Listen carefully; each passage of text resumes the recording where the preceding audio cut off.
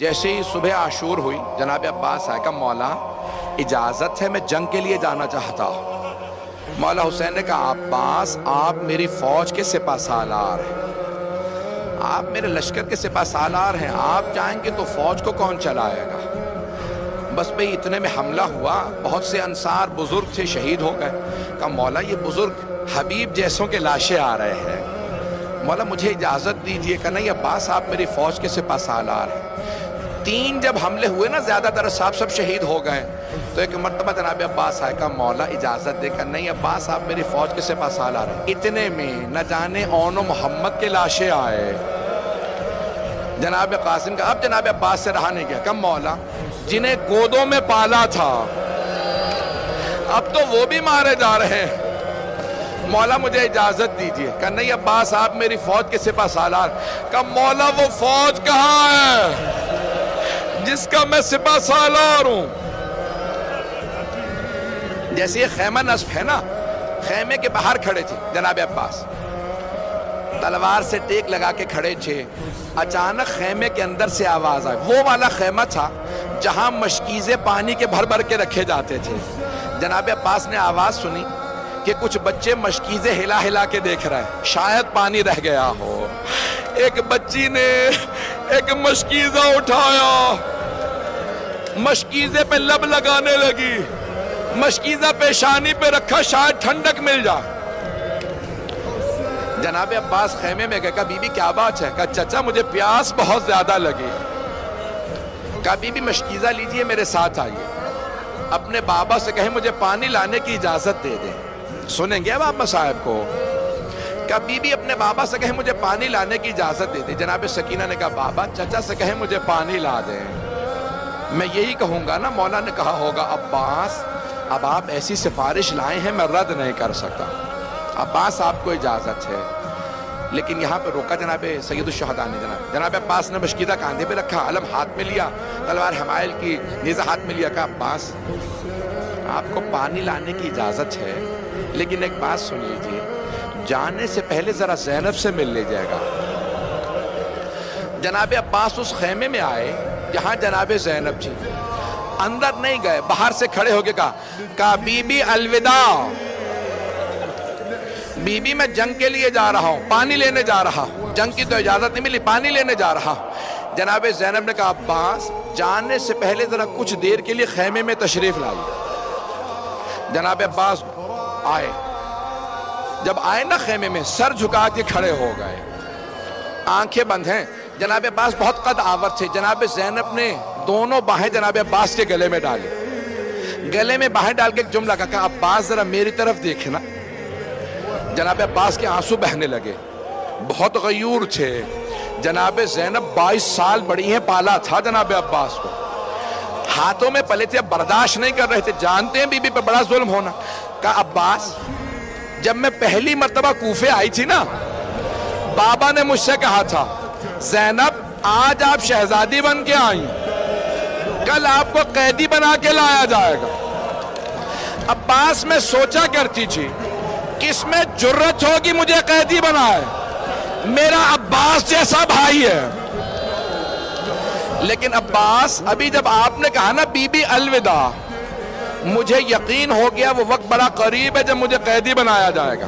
اجرکم اللہ۔ بس بے اب جناب عباس کی غیرت برداشت نہیں کرے، آنسو بہ رہے ہیں، خیمے سے باہر آئے، کہا بی بی مجھے معاف کر دیں۔ ایک بہت بڑے واعظ ہیں، وہ ایک جملہ کہتے ہیں کہ جب جناب عباس خیمے سے باہر نکلے، جناب زینب نے ساری بیویوں کو جمع کیا۔ جب میں یہ جملہ سوچتا ہوں میری کیفیت بدل جاتی ہے۔ ساری بیویوں کو جمع کر کے ایک جملہ کہا بیویوں میں پردے کی ضمانت واپس لے رہی ہوں،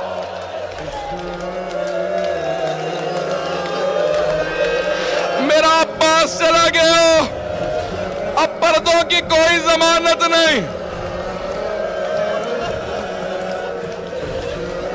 بس بھئی شاید میں پوری شہادت نہ پڑھ سکوں، روک کے 2 جملے کہوں آپ سے، آخری جملوں سے پہلے ذرا 2-4 منٹ کی زحمت دوں گا، بس میں نے تمام کیا۔ بہت بڑے واعظ ہیں، شیخ آیت اللہ یحییٰ یثربی حرم میں جناب امام حسین میں بیٹھے تھے. ایک ذاکر نے، عرب ذاکر نے پڑھتے پڑھتے جملہ پڑھ دیا کہ جب جناب عباس کے بازو قلم ہوئے نا تو لوگ قریب سے تیر مار رہے تھے. جب پورے سینے میں تیر لگے، ایک نے تیر مارا جناب عباس کی آنکھ میں لگ گیا. جب دہنی آنکھ میں تیر لگا، مولا نے پہلی مرتبہ کہا مولا میری مدد کو. امام حسین سے کہا مولا میری آنکھ میں تیر ہے.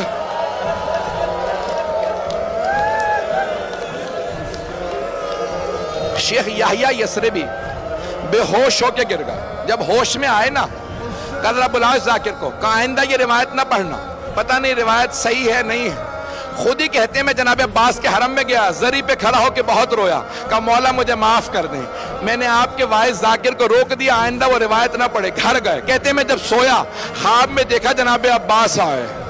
کہو شیخ تو نے کیوں روکا میرے وائس کو میرے مصائب پڑھنے سے؟ کہا مولا مجھے معاف کر دیں، مجھے پتہ نہیں تھا تیر لگا تھا یا نہیں.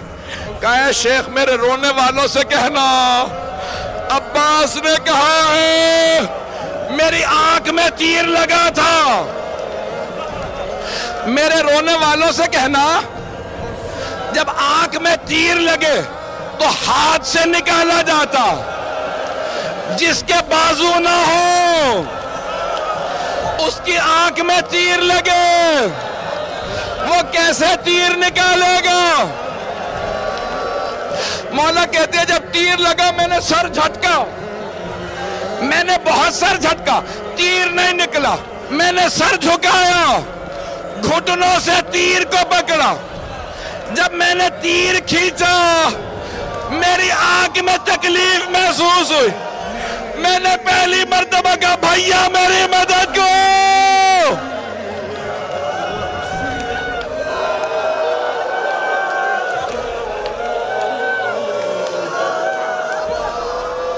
بس میں میرے بھائی برداشت نہیں کر پا رہے، یہاں کوئی برداشت نہیں کر پا رہا. میں نے تمام کر دیا. ایک مرتبہ جیسے ہی آواز سنی سید الشہداء نے، زلجنا کو ایڑ لگا کہ مجھے عباس تک پہنچا دے. ایک مقام پہ زلجنا رکا، بس زیارت برآمد ہونے والی ہے. جناب سید الشہداء اترے، دیکھا زمین پہ بازو پڑا ہے، اٹھا کے سینے سے لگایا کہ یہ میرے عباس کا بازو ہے. پھر دوسرا بازو اٹھایا، آگے بڑھے. ایک مرتبہ جناب عباس کا سر اٹھا کے اپنے زانوں پہ رکھا. جناب عباس نے آخری جملہ کہا کہ مولا میری ماں نے مجھے بتایا تھا جب میں اس دنیا میں آیا میں نے سب سے پہلے آپ کی زیارت کی تھی. مولا میں دنیا سے جاتے میں آپ کی زیارت کرنا چاہتا ہوں، لیکن مولا میری ایک آنکھ میں تیر لگا ہے، دوسری میں خون بھرا ہے. مولا آپ اپنی ابا کے دامن سے میری آنکھ سے خون صاف کر دیں، میں آپ کی زیارت کر لوں. جیسے ہی مولا حسین نے ابا کا دامن اٹھایا، خون صاف کرنا شروع کیا. جناب عباس نے کہا مولا میری ماں نے کہا تھا کبھی حسن و حسین سے کام نہ کہنا. مولا میری ماں سے کہیے گا میں آپ کو کبھی زحمت نہ دیتا. اگر میرے ہاتھ سلامت ہوتے، میرے بازو نہیں تھے،